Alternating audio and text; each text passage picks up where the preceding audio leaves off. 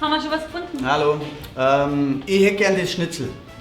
Das Wiener Schnitzel oder das Schnitzel Wiener Art? Was ist der Unterschied? Das eine ist vom Kalb und das andere ist vom Schwein. Habt ihr ein Putenschnitzel?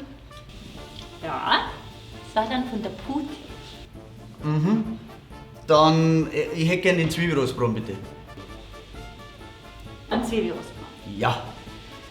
Alles klar. Haben Sie mit Trinken auch schon was ausgesucht? Ja. Habt ihr ein Weißbier? Ja, freilich. Ein helles oder ein dunkles? Ein Weißbier? Ein helles Weißbier oder ein dunkles Weißbier? Habt ihr Pilzer?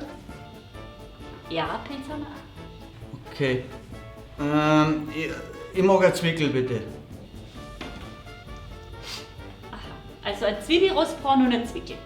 Ja. Halt. Und Nachspeise hätte ich auch gern. Habt ihr einen Erdbeerkuchen? Ein Apfelstrudel hätten wir mit Vanillesauce oder Himbeerrouladen. Mit Sahne? So Himbeerrouladen. Da brauchen Sie keine Sahne mehr. Ja, aber wenn ich eine wollte? Dann bringen Sie selbstverständlich zu Ihrer Himbeerroulade auch eine Sahne dazu. Okay, dann mag ich den Apfelstrudel. Alles klar. Also ein Zwiebelrostbraten, ein Zwickel und ein Apfelstrudel mit Vanillesauce. Nein, nicht mit Vanillesoße, mit Sahne. Mit Sahne. Ja. Hätten Sie es gern mit Sahne oder mit Schlagobers? Was ist da der Unterschied? Schlagobers kriegen Sie gratis. Ja, dann. Gut, dann nehme ich den. Hey! Hey, Frau Obers, was machen Sie denn da? Ja, er wollte es so. Er hat Schlagobers bestellt.